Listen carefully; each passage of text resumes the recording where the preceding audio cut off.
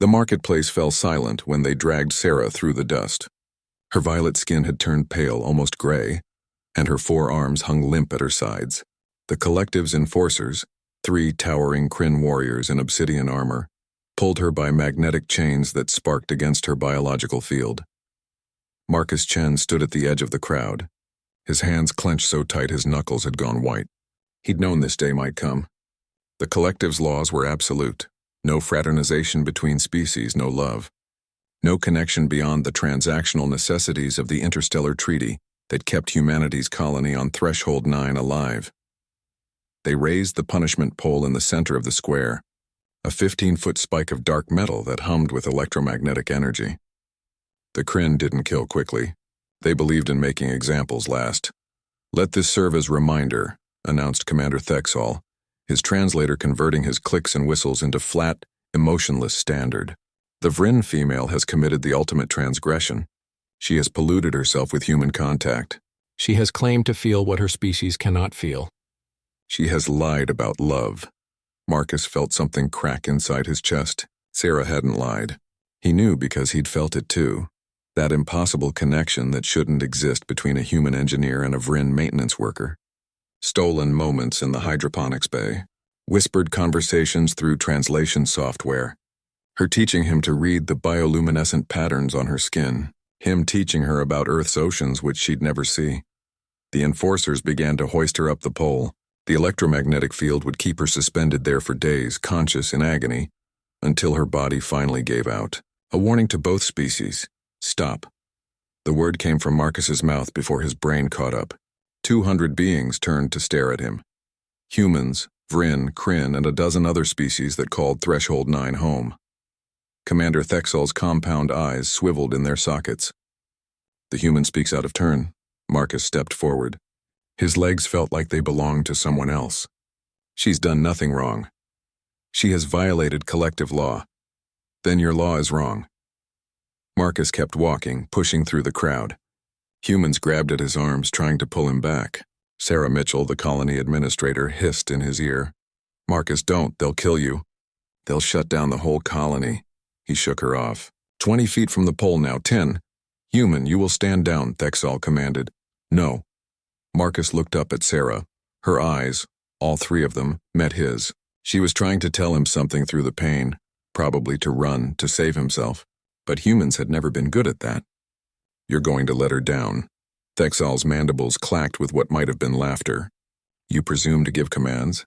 You whose species exists here only by our mercy?" "Mercy?" Marcus felt heat rising in his face. "Is that what you call this? We built half this colony. We maintain your life support systems. We fixed your quantum drives when your own engineers couldn't figure out the math, and we do it while you treat us like pets. Careful, human. My name is Marcus Chen, and that woman's name is Sarah Thinaxa. She's not the Vryn female. She's a person who dared to see another person in me when your entire collective has spent 3 years treating us like useful animals." The crowd stirred. Marcus noticed other humans straightening their backs. He noticed a few Vryn too, their skin patterns flickering with colors he'd learned meant distress or disagreement. "You want to know what she did that was so terrible?" Marcus continued, his voice carrying across the square. "She talked to me. She laughed at my jokes. She showed me her homeworld in a hologram and cried because the collective destroyed it in their conquest. And yes," his voice cracked, "we fell in love. A human and a Vryn. An impossibility according to your laws. Except it happened. And if that scares you, if that threatens your precious order, then maybe your order deserves to fall." Thexal raised his weapon, a plasma rifle that could vaporize Marcus where he stood. "You have sealed your fate. Commander, wait." The voice came from the crowd, another Kryn younger with ceremonial markings that indicated a lower rank. "The human, he speaks truth about our dependence. If we execute him, the other humans may revolt. We cannot maintain the colony without them. They are weak. They will submit. Are we weak?" Marcus called out to his fellow humans. "Are we going to keep our heads down while they torture someone for the crime of having feelings?" The silence stretched like a wire about to snap. Then Sarah Mitchell stepped forward. Then Jake Rodriguez, the chief engineer. Then dozens more, forming a line between the pole and the Kryn enforcers. "Humans," Thexal warned. "Not just humans." A voice whistled through a translator. A Vryn elder, Her skin weathered to deep indigo, hobbled forward. The young ones have been whispering, questioning. The collective has ruled through fear for too long.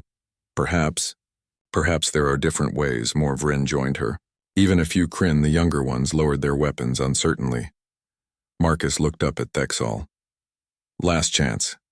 Let her down. The commander's weapon trembled. For a moment, Marcus thought he'd made a terrible miscalculation that they'd all be dead in seconds. Then slowly Thexal lowered his rifle. This is not over, he said. No, Marcus agreed. It's not. But it's a start.